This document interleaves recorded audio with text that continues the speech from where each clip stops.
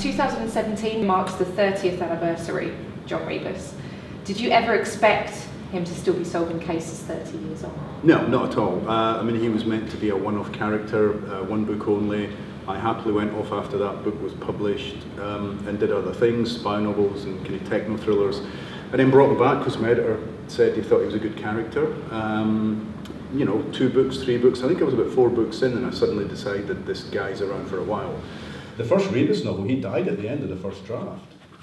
I mean, he was doomed. How did he die? He was shot and killed, not giving away too much. And then he had to retire at 60 because that was mandatory retirement age in Scotland for detectives. I found a way to bring him back, working cold cases, and then he retired again. And that's him now. He's now an old age pensioner. So realistically, there's only so much I can do with him. So every book feels to me like it might be the last book.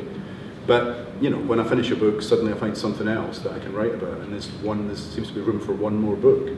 As I sit here with you, having completed Rather Be the Devil, I've no idea if he'll come back. And you know, I want to write about Edinburgh. I want to write about the kind of the Jekyll and Hyde nature of the city, the fact that it's a city of great wealth, but also great poverty and great problems that were not really being addressed in the 80s. I thought, well, crime fiction does that. It's a very good way of looking at society from top to bottom, as Dickens knew, as Dostoevsky knew, as lots of people have known before me. And particularly in relation to the detective who has access one way or another. Detective has access in a way that almost no other character does, maybe apart from journalists, which is why you also get lots of journalists in crime fiction and thrillers, because they can be knocking on doors and they can get from the very top to the very bottom of society. Yeah, if he didn't surprise me, I would have to stop writing about him. Delicious beer. The reason I keep writing about him is because the only way I like spending time with him. He's a complicated character, he's complex, he's quite dangerous, he's quite fragile and twisted and broken in some ways, psychologically. But the only way I can find out more about him is to spend time with him. The only way I can spend time with him is to write another book.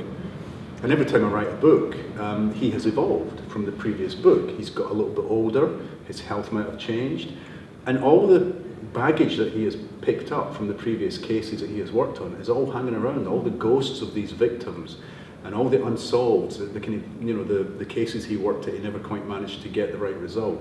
This kind of frustration, and as he gets older and he's very much knocking at mortality's door, he's said to himself, you know, I'm a bit like King Canute. It's like, you know, it doesn't matter how many baddies I put away, the crime keeps coming. And so have I actually played a useful role in society or in the world at all?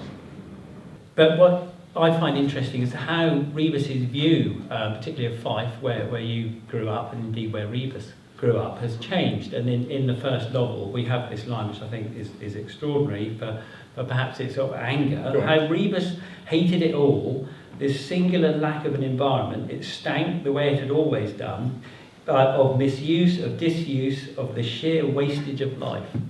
Yeah, I wouldn't write that now. Yeah, that's an angry young man talking there, pal.